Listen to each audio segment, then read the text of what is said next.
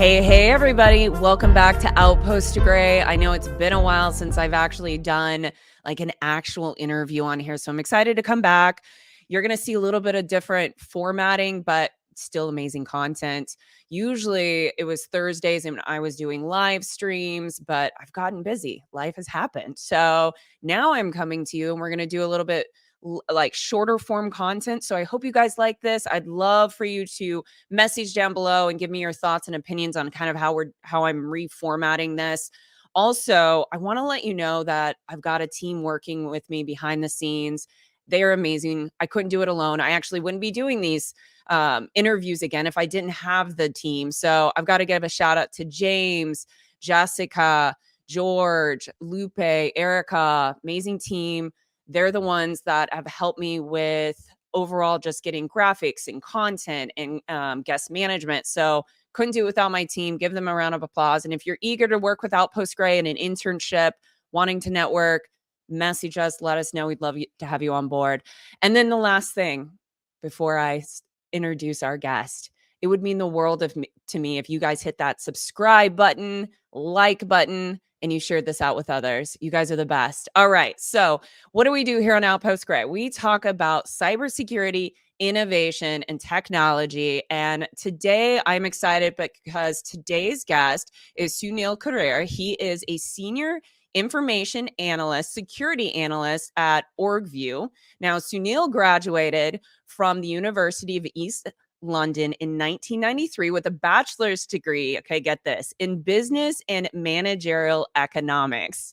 Now, his background, as you can imagine, it's extremely diverse. He actually started his career in the financial sector, and he actually worked with various financial industries, and he did that for nearly 17 years. And then ultimately, he decided to make that switch into information security in 2018. So I'm really excited that we're going to dig into how he made that switch, why he made that switch.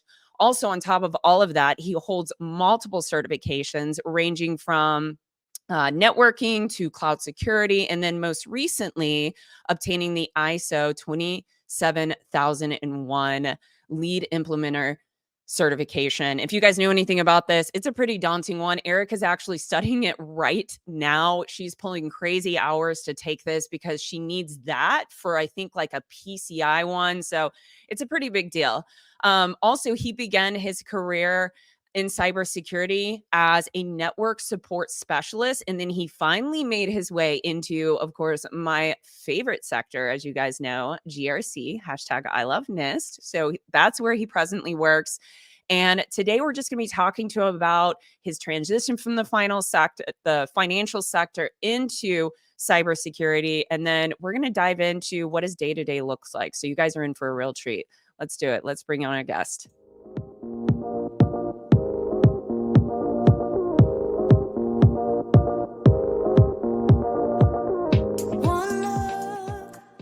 Sunil, welcome to Outpost Gray.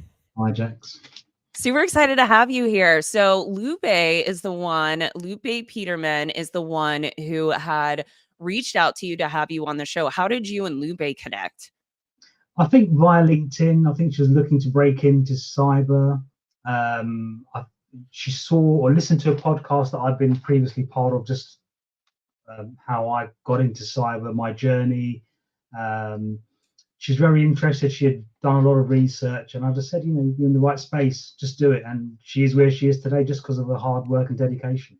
That's so awesome. Networking, it's huge. Like, gosh, reaching out, you guys didn't know anything about anybody, but it took courage for her to reach out to you, network with you. And now look at her. She's successfully working in GRC after her own major pivot. And she was in insurance, and I think around the same time, 15 plus years. And then she did a huge pivot. So I feel like you guys have a similar story in that aspect of like almost an entire 20 years in one career. And then you do this pivot into a pretty challenging career field.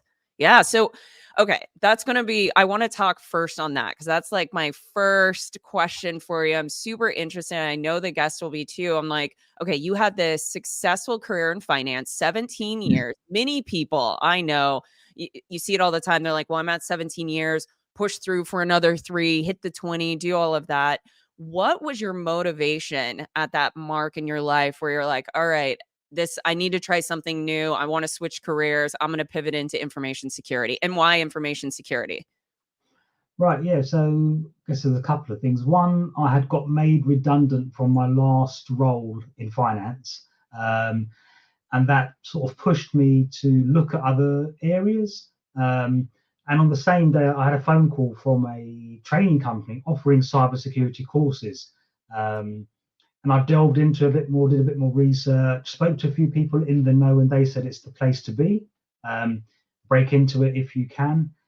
On the other side of finance, I also had started to get a little bit bored, demotivated with the cyclical nature. Like it would be month Mhm. end, quarter end, year end.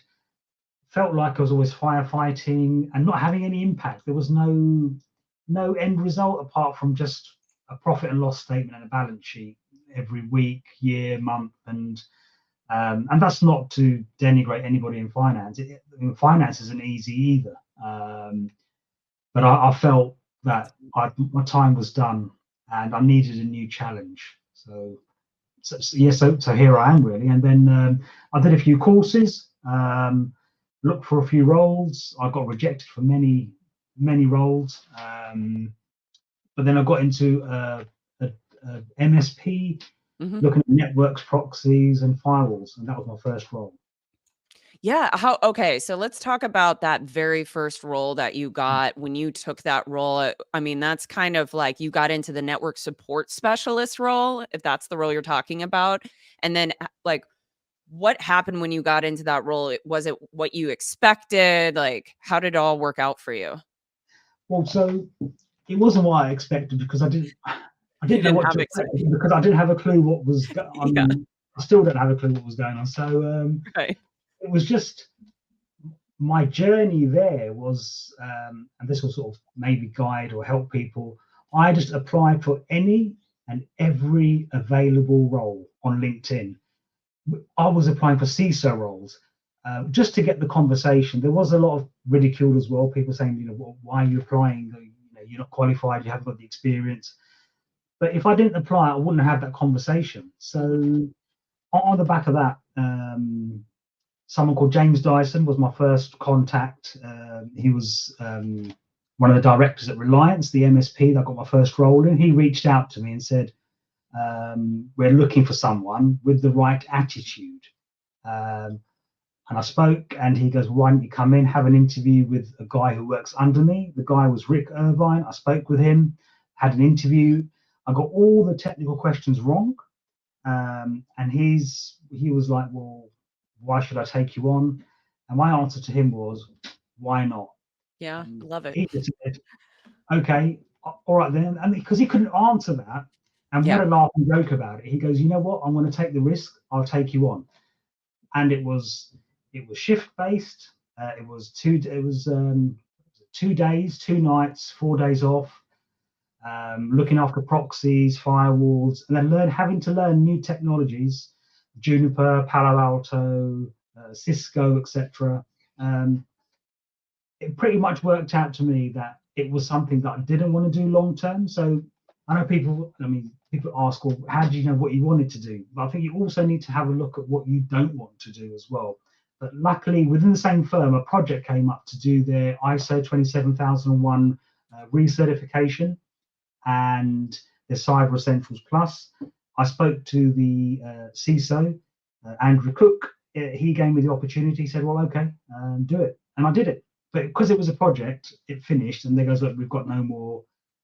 You can go back on shift, or there's nothing else on the GRC side." So from then on, I applied for other roles, and I ended up where I am today at Orgvue. So Yeah, so wow, I love what you said though about it is important. I agree with you 100% that it's okay to get out there and then realize you don't like something.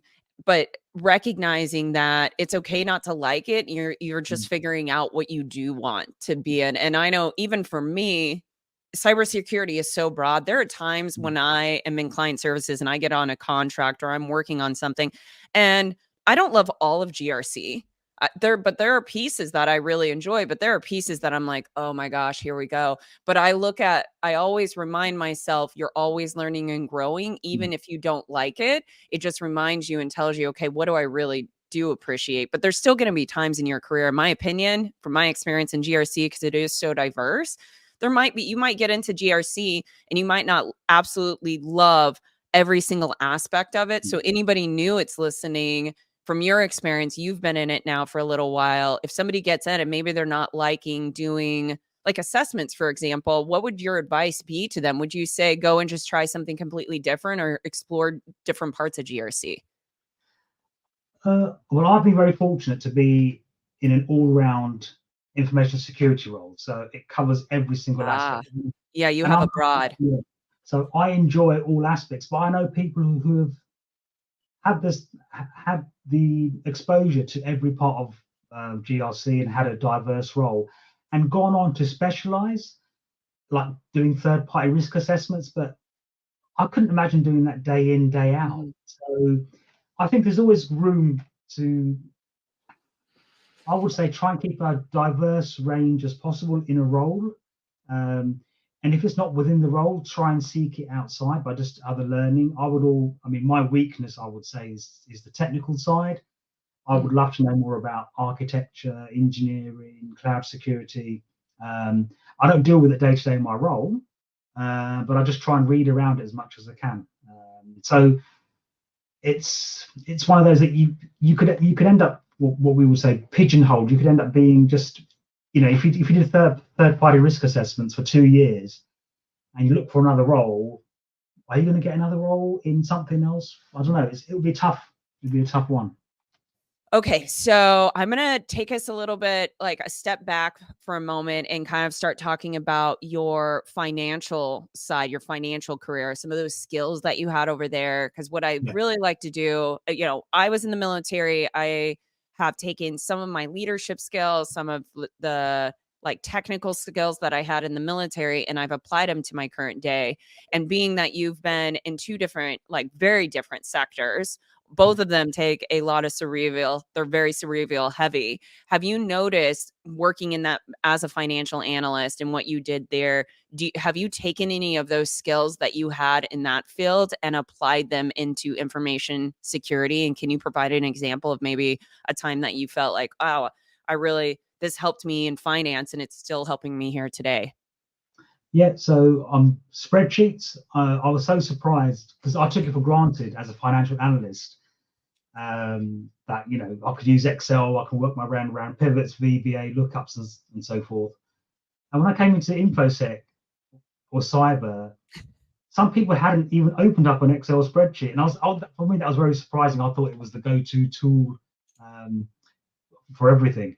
And on another angle, I think working in finance gave me the discipline for meeting deadlines and being organized. So if you're having an external accreditation, you've got SOC 2 coming up, or 27001, to get things in place and organized.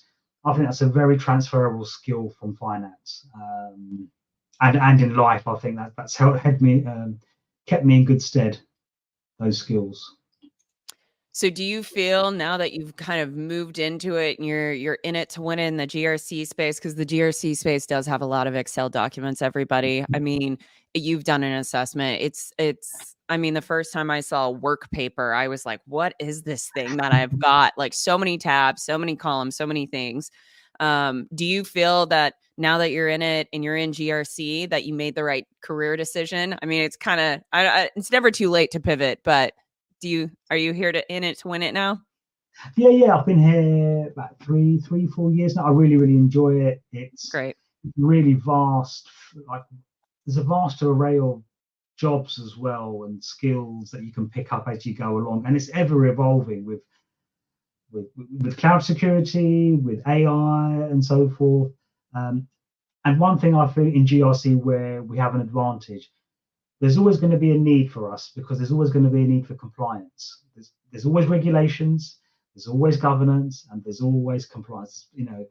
A customer is always going to want to know whether you've got a SOC 2 Type 2, whether you've got your 27001, and everything which goes behind it, keeping up to date your policies and making sure your controls are in place and your risk assessments, you're still going to need a human to do that.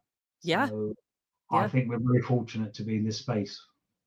Yeah, and even with AI is not gonna take all the jobs. You're still Yeah. gonna need to audit AI. Like, that's gonna be the next thing on the horizon, to help reduce biases, things like that. So, it's absolutely not going anywhere. I love this space. I'm a big fan of it.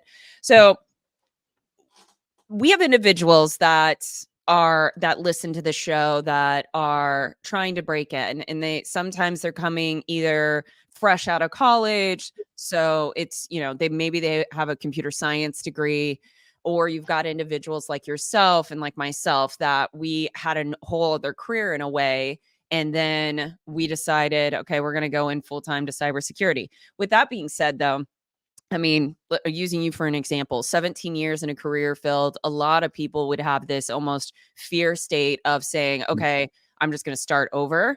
What advice would you give to somebody that's listening to this right now that is in that space of like, oh my gosh, I really want to leave construction or I really want to leave HR, but I'm kind of terrified of 15, 17 years in this space? What would you tell them if they're contemplating and changing careers, specifically this industry, information security, cybersecurity? Um, I would say, well, be brave and do it anyway. And I think the only thing that's going to stop you is yourself. So I think there's a book title called Feel the Fear and Do It Anyway. So just do it. Just do your homework. And how serious are you in changing career? I mean, you will know, we spoke about this earlier, where people approach us and ask us, how do we get into cybersecurity? And you can give them some advice to a degree, but I'd always say to them, well, do your homework. How serious are you? Is it, I really want to be in the cyberspace, or is it, it'd be nice if I could be in it, but I don't know if Yeah. I can do all the exams. And I get approached by people all the time. I would say 1 in 20 go through with it and are serious. The rest are just hoping, like, I don't know, to win the lottery or something. It's just going to land in their lap. It's not. It's going to be tough. It's going to be hard. Do some basic certifications. Like do the basic CompTIA ones, basic Microsoft, basic AWS ones. And some of them are free out there. They're not that expensive either. Right. And then get some mentors on board. But then if you go to a mentor, make sure you go armed with some research and do some research on Yeah. them, listen to some podcasts, and ask like specific questions, not just I want to get into cybersecurity. Well, what do you like about it? What area interests you, and so forth. And then apply for any and every role, whether you've done an exam or not, whether you've got no experience or not, because it will help you initiate conversations. And then have a bit of a thick skin, because there will be some people who will criticize you, who will abuse you, etc., etc. That's just the way it is. But take the step. Don't Yeah. just don't talk about it. Just do it. Yeah, it's scary. I mean, there's some things that I'm doing on the back end right now. And somebody asked me the other day why I haven't done this particular thing. And I do a lot of self reflection. I was like, because I'm terrified.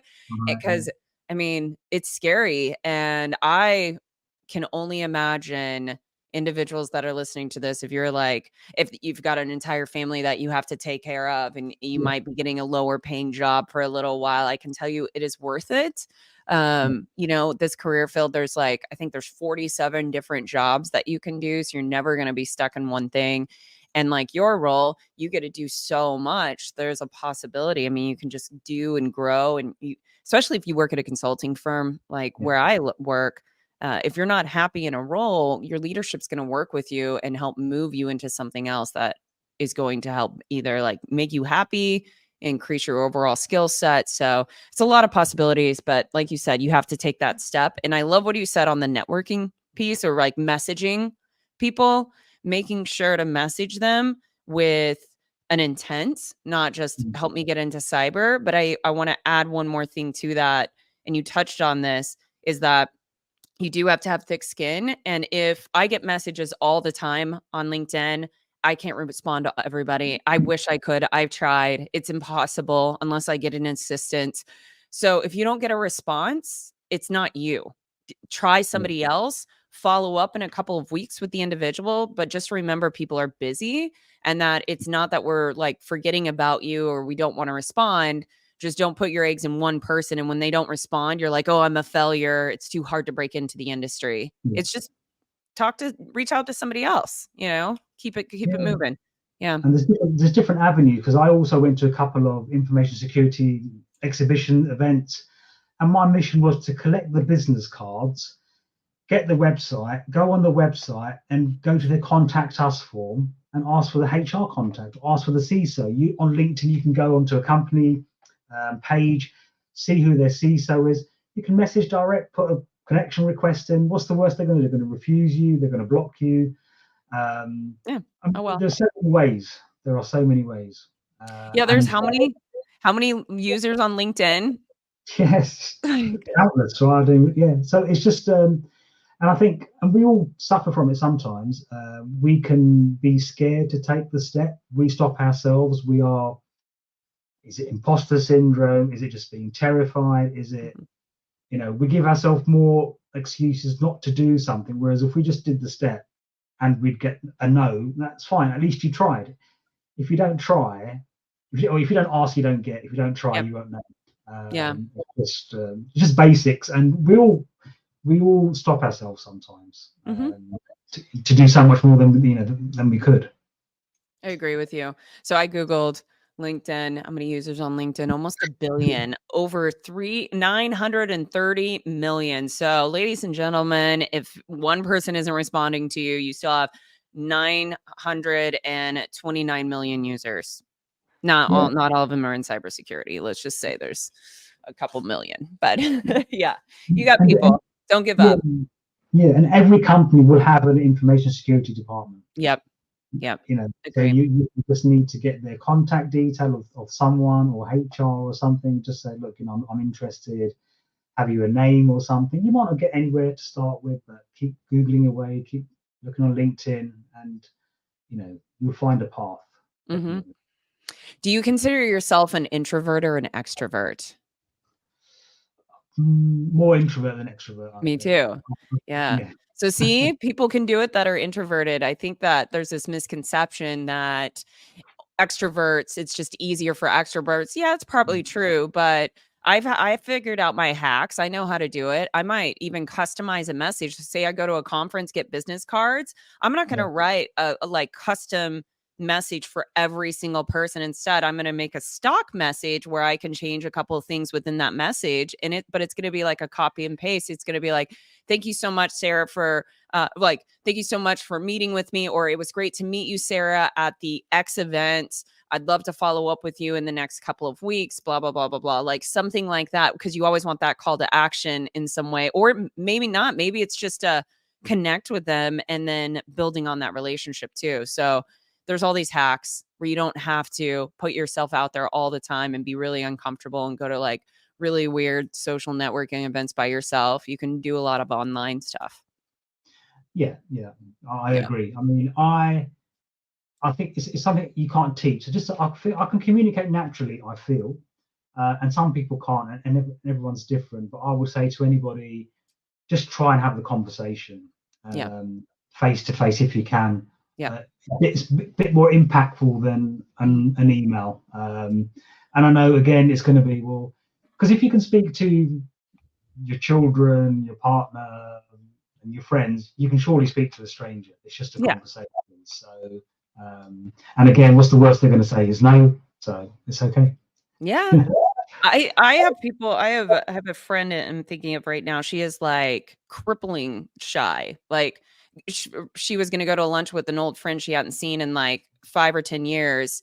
And she's like, I don't know what to say. I know she's going to talk and da, da, da, da. And I told her, I said, put 3 to 5 questions on a note that you can look at before you arrive that you can ask her. And then you like, because that's what I used to do when I would go to networking events. I'm like, What am I going to ask? Like, and I read books on this too, but like ask them questions. How are you? Like as simple as that. What do you do within this space? What is your biggest pain points as a CISO for day to day that, things like that, they're going to be able to answer. So you construct some questions before you go to the networking event, know your audience, and then get things that people are going to answer really easily. The pain point one is like an easy go-to because we all have pain points in cybersecurity and we can talk forever on that. I love it. All right. So before we wrap up, I would love to ask you kind of a philosophical, would it be philosophical? Yeah, maybe like a little deep thought of, you're in cybersecurity, you left finance. If you could do it all over again and you could hit reset, would you do anything different in your career? Apart from doing it earlier, no. And the reason why I'd give, because I wouldn't have met the most wonderful people I've met, the greatest mentors that I've met in my life in terms of professionally, the people that I've already mentioned at Reliance, my current boss, Paul Coleman, great mentor, great guy, great boss, who just taught me everything in GRC really. And he took me on, I think, and he'll correct me if I'm wrong, more because of the willingness to learn and the attitude, and you can't teach that. And he would say that, and I think I had an interim role. I left Orgvue for a little while, for 3 months, to go to a startup, and I met a great boss there, Tiago. He's one of his sayings is you can teach technical skills, you can't teach attitude. And if you present yourself with the right attitude, you can do well. So would I change anything? No, because I wouldn't have met the same people that I've met. I've been mentored really, really well. I've been so lucky to have people who've been very patient with me, because I would say I'm not the brightest person, I'm not the most intelligent, but what I did was I actually brought a willingness to learn, and I worked like a machine. I worked really, really hard, because maybe I had to get to a certain level to get to a certain understanding, where some people may not need to put that much effort in. So no, I wouldn't really change anything, because I wouldn't have. If I changed it, I may not have been in touch, and still in touch with the same. I'm still in touch with each of those people today, those who brought me along this journey, because I'm ever so grateful to them, and I don't think I could ever repay them for the faith they showed in me, even when I was struggling. They still had the patience, whereas maybe I wouldn't have had the patience, but they did. And now you probably have the patience for others around you too, when they're coming up, and it all is reciprocated. That's just pay it forward. I'm a big believer in that. If you can help someone, help people to help themselves. If the other person has to come to the table with something as well, to show their intent. Otherwise, you can't waste too much of your own time just saying to someone, it'd be good, and then they'll be like, oh, okay, but I can't. Hero complex. That's what that is. Hero complex, trying to save everybody, doesn't want to save themselves. Oof. All right, before we wrap up, what is the best way for our listeners to be able to contact you? Would it be to connect with you on LinkedIn? So LinkedIn I'm pretty active on. I try my best to respond to everybody as soon as I can. You've got my name there, it'll come up. So oh my gosh, well, thank you so much for being the guest on Outpost Gray, our first guest as we restart the shows back. So you've been phenomenal. I realize it is really late your time, so thank you for hanging with us, because I know it's 11 or midnight there. So 5 to 11, but it's fine. Let's get you to bed. All right, thanks so much. Have a good one. Great. Thanks very much. Take care of yourself. Thank you. Bye-bye. Absolutely. Bye.